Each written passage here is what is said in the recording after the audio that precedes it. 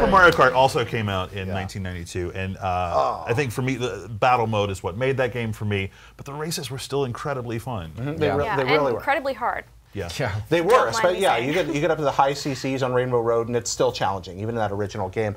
You got battle mode.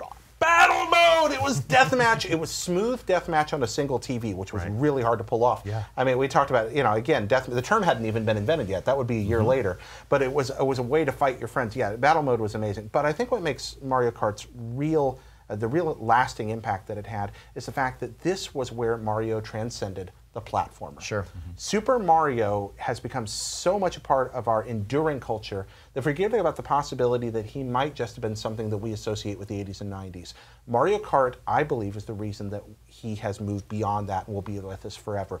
Because in Mario Kart, he stepped out of the genre we associated with him and very successfully came into another world, brought his friends with him, did something new, and that laid the groundwork for Mario Party. And for the Mario Sports Golf, games, and Mario RPG, and Super by Paper extension, Mario. Luigi's games as well. Exactly, Luigi's Mansion, or Captain Toad, or because these characters, or for that matter, the sudden reappearance of Donkey Kong after his long absence from the Nintendo library. These characters became, we'd seen that in Super Mario 2. To a degree, but we didn't have personalities. Now each racer had his own statistics, his own feel, or her own feel in the case of the princess, and we became engaged with them in ways that we hadn't before, and it worked so well. You had your own favorite. I mean, it was inevitable, right? Yeah, who was yours? Who'd you play? Princess Peach. I was Yoshi. Anybody who picks something different is just objectively wrong. Okay. Oh, I play as Yoshi now, but on Super NES I played as Luigi. I was a Toad guy because I'm no good at the game. And that continues a trend that I am 12 out of 12 to this day.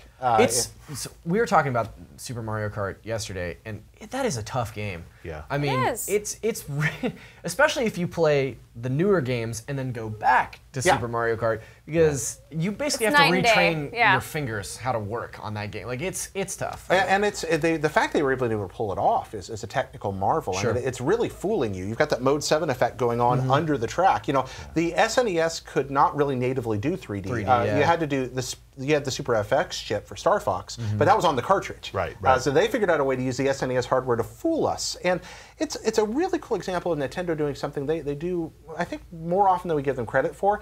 Taking a genre or a type of game that they're not necessarily well known for or comfortable with and doing their own take on it, building what's fun out of that. They took, in this case, racing games at that period of time were becoming more and more and more realistic as technology. More simulators, Nintendo went absolutely the other way with both of their SNES racing franchises. F-Zero, which is in space, and Mario Kart, which is kind of a slow, weapon-based, cartoony, super accessible thing, and it opened up that kind of game to a whole new world. Nintendo does that really well. You look at games like Earthbound, their take on the RPG.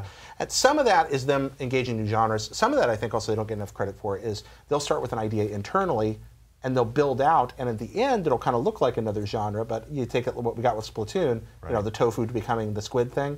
Sometimes it's just what's fun. And, Awesome.